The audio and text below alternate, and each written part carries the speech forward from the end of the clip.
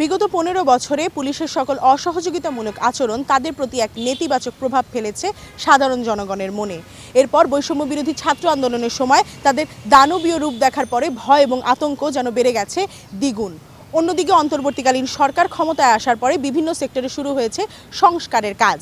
ইতিমধ্যে পুলিশ সংস্কারের কাজ 3 মাসের মধ্যে শেষ করবে বলে জানিয়েছেন সংশ্লিষ্টরা। তবে এবার কেমন পুলিশ চান জানাচ্ছেন সাধারণ জনগণ, শিক্ষক, শিক্ষার্থী এবং ছাত্রছাত্রীরা। যে বা যারা ক্ষমতায় আসবেন তারা পুলিশকে নিজেদের স্বার্থে ব্যবহার করবেন না, এরকম একটা রাজনৈতিক অঙ্গীকার কিন্তু থাকাটা খুবই গুরুত্বপূর্ণ। পুলিশ সম্পর্কে সাধারণ মানুষের যে ধারণা, সেই ধারণাকে আমরা যে বিশেষণেই মূল্যায়ন করি না কেন, ইতিবাচক অথবা নেতিবাচক, সেটি কিন্তু পুলিশের কর্মকাণ্ডের কারণেই তৈরি হয়েছে।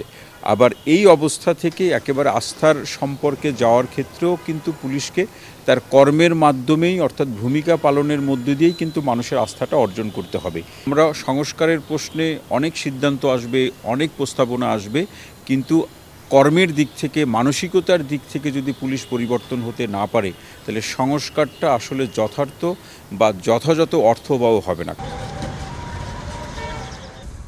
পুলিশের উপরে মানুষের যে সাধারণ মানুষের যে আস্থা, ভরসা, এটা ফিরিয়ে নিয়ে আসা জরুরি এবং তারা যেন সাধারণ মানুষের হয়ে কাজ করতে পারে এবং যে কারণে তাদেরকে আসলে একটা বাহিনী হিসেবে তৈরি করা হয়েছে এবং তাদেরকে এই যে গুরুত্বপূর্ণ পদে, রাষ্ট্রের গুরুত্বপূর্ণ পদে নিয়োগ দেওয়া হয়, তারা যেন সেই কাজটা করতে পারে। যে সরকার থাকে সেই সরকার দলীয়ভাবে সেই সরকারকে সাপোর্ট করে। এটা আইন শৃঙ্খলার যে বাহিনী আসুক, এটা বিএমপি আসুক বা আওয়ামী লীগ আসুক বা যে পন্থী আসুক, সেই দলকেই সাপোর্ট করে চলে। এখন পুলিশ আমাদের নিরাপত্তার জন্য কাজ করে সবসময়, তো আমাদের মানুষের পাশে থাকে। তো আমরা চাই যে এটা দলীয়ভাবে কোনো কাজ করবে না, তারা তাদের নিজস্ব প্রক্রিয়ায় কাজ করবে। এমন একজন পুলিশ ব্যবস্থা হবে যেটা আমাদের আস্থার জায়গাটা হবে, যেখানে আমরা আগে যেরকম আমাদের একটা ভয় ছিল, ভীতি ছিল, তারপর দুর্নীতি, রাহাজারি, এরকম কিছু ছিল আমাদের মাঝে, এটা যাতে না হয়, যাতে আমরা আস্থার সাথে আসে আমাদের সমস্যাগুলো তাদের কাছে উপস্থাপন করতে পারি।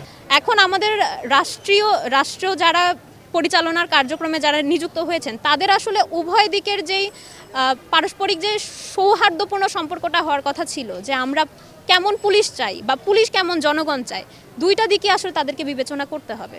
সংস্কারের দিকটা আসলে জনগণের পক্ষ থেকে যে পুলিশের দৃষ্টিকোণ, সেটা যেমন সংস্কার হওয়া প্রয়োজন, তেমনি পুলিশ কিভাবে কাজ করবে, পুলিশের কার্যক্রম কি হবে, তারা যে শুধু জনগণের সেবা করার জন্যই কাজ করবে, এই দিকটাও এনশিওর করা প্রয়োজন। পুলিশ হচ্ছে জনগণের খেদমত এবং জনগণকে ভালোবাসবে এবং জনগণ তার কাছে আশ্রয় চাবে। ধরুন আমি বিপদে পড়ছি, আমি পুলিশের কাছে গেলাম। একটা পুলিশ যাতে একটা গভর্নমেন্টের এমপ্লয়িকেও যাতে অ্যারেস্ট করতে পারে, সেই রকম ক্ষমতা কিন্তু তাদেরকে দিতে হবে। পুলিশের সাক্ষী দিয়ে অপরাধ করে আমাকে ধরে নিয়ে যাইতেছে, যাই অপরাধ করলো তাক ধরলো না ধরে চালান করে দিল, মানে টাকা দিল না আমাদেরকে। এটা তো হবে না দেশে ভাই, এতদিন হয়ে আছে, এখন যান সবাই ভালো পথে চল। একটি রাষ্ট্রে কোনো দলের পক্ষ হয়ে নয়, বরং সাধারণ জনগণের পাশে থাকবে এমন পুলিশ চায় নগরবাসী।